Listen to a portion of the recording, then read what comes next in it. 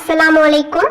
நம்ம இன்னைக்கு என்ன வீடியோ பார்க்க போறோம்னா, சோதனையின் போதும் இக்கட்டான சூழ்நிலைகளிலும் நாம் அல்லாஹ்வின் பக்கம் நம்மளுடைய துவாக்களை கேட்டு அதிலிருந்து விடுபடுவதற்காக நாம் செய்ய வேண்டிய ஒரு அமல் பற்றி நபி ஸல்லல்லாஹு அலைஹி வஸல்லம் அவர்கள் கற்றுக் கொடுத்தது பற்றி தான் பார்க்க போறோம். நூல் புகாரியில் 6616வது ஹதீஸாக அபூ ஹுரைரா ரலியல்லாஹு அன்ஹு அவர்கள் அறிவிக்கின்றார்கள். நபி ஸல்லல்லாஹு அலைஹி வஸல்லம் அவர்கள் கூறினார்கள், நீங்கள் அல்லாஹ்விடம் தாங்க முடியாத சோதனை, அழிவில் வீழ்வது, விதியின் கேடு, எதிரிகளால் ஏற்படும் மன உளைச்சல், கடன் பிரச்சனை ஆகியவற்றிலிருந்து பாதுகாவல் கோருவதற்காக இந்த துவாவை ஓதுங்கள் என்று நபி ஸல்லல்லாஹு அலைஹி வஸல்லம் அவர்கள் கூறினார்கள்.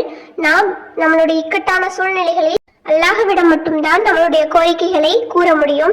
அவ்வாறு நாம் கூறி நம்மளுடைய அமல்களை செய்தோம் என்றால் இன்ஷா அல்லாஹ் லேசாக்கி கொடுப்பான். இப்போது அந்த அமல் என்னன்னு பார்க்கலாம். அல்லாஹும்ம இன்னி அஊது பிக்க மின் ஜஹதில் பலா வதர்கி ஷகா வஷூயில் கலா வஷமாதில் அஹ்தா. அல்லாஹ்வே, துன்பத்தின் வேதனையிலிருந்தும் துயரத்தின் மிக குறைந்த ஆழத்திலிருந்தும் விதிக்கப்பட்டவற்றின் தீமையிலிருந்தும் எதிரிகளின் தீமையிலிருந்தும் உன்னிடம் நான் பாதுகாவல் தேடுகிறேன். இதுவே இந்த துவாவின் பொருளாகும். இந்த துவாவை ஓதி இந்த 4 விஷயங்களுக்காக அல்லாஹ்விடம் நாம் துவா செய்தோம் என்றால் இன்ஷா அல்லாஹ் லேசாக்கி தருவான். இந்த வீடியோ அனைவருக்கும் பயனுள்ளதாக அமையட்டும்.